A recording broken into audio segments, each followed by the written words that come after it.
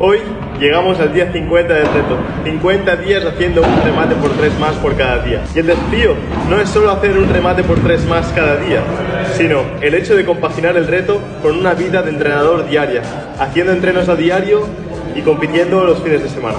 Es por eso que os pido vuestra ayuda. Ayudar dando me gusta, compartiendo los vídeos y comentando en ellos para darme ánimo. Muchas gracias y vamos con el día 50.